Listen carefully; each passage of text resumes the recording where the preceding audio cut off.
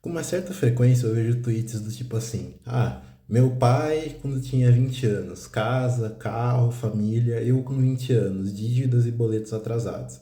E esse tipo de coisa me faz levantar um questionamento: qual é o preço dos nossos sonhos?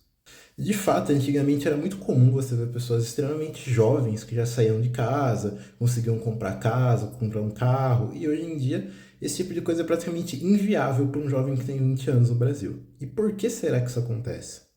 A gente pode levantar várias hipóteses. A gente poderia dizer, porque as pessoas estão mais pobres. Mas não exatamente, porque não é exatamente isso que dizem os dados. Os dados dizem que a pobreza tem reduzido muito nas últimas décadas, mas a redução da pobreza não implica necessariamente em aumento da riqueza. Se você analisar os dados com relação à renda do trabalho, você considera que a renda do trabalho aumentou, houve aumento nos últimos anos. Inclusive, o maior aumento desde o Plano Real aconteceu esse ano, mas isso na prática também não significa muita coisa, o que nos leva a crer que uma das hipóteses é que o preço dos itens, dos objetos de consumo aumentou e muito. É claro que existe a inflação como um processo natural de aumento dos preços, mas se você pegar a indústria automotiva, por exemplo, o carro popular ele não existe mais. Antigamente existiam modelos que eram vendidos por 30, 35 mil reais, 0 quilômetros.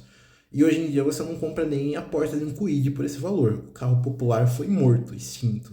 Muito se fala que a geração mais nova, a minha geração das pessoas de 20 e poucos anos, que não quer trabalhar, que não quer fazer nada e não sei o que lá, mas ninguém considera que o valor das coisas está exorbitante e é completamente inviável você querer mandar um jovem comum, um pobre cidadão comum, morar sozinho com 20, 21 anos de idade, ganhando salário mínimo. Não vai conseguir nem pagar o aluguel. Então, eu acho que existem vários fatores dentro disso e eu acho que, falando de carro especificamente, que é muito mais a minha área do que imóveis, a picaretagem da indústria automotiva brasileira ela precisa ser citada, porque essa notícia aqui, que eu vou colocar na tela para vocês, ela mostra como o consumidor brasileiro é explorado de maneira absurda. A margem de lucro que as empresas automotivas têm no Brasil estima-se que é a maior margem de lucro do mundo, 10% por veículo, estima-se mais ou menos, em comparação a uma média de 5% nos Estados Unidos, por exemplo. Então, é claro que existem muitas questões, mas falar que a minha geração, que as pessoas mais novas não estão afim de trabalhar, nem de construir o próprio patrimônio,